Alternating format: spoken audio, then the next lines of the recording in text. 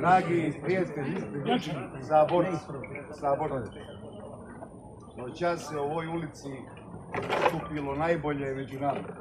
Jače, Danilo. Da branimo civilizaciju, nasuprot nacionalizma, primitivizma, neobrazovanja, ksenofobije, najgoreg patosa ljudskog. Noćas se naša država prema nama podnijela kao prema najgorim kriminalcima. Upotrijebila je najgoru vrstu represivne sile pred nama. Stari ljudi su završili u bolnici. Noćas smo ispunili svoju misiju. Odavde svako od vas, svako od nas treba pojedinačno da širi ovu misiju. Ovo se ne može završiti na ovoj večeri.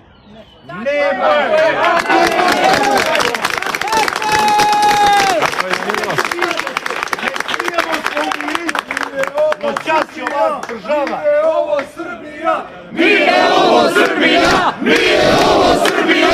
Nije ovo Srbija! Nije ovo Srbija!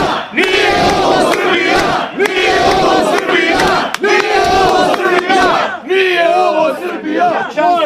Je zvanična Crna Gora odabrala Bećira Vukovića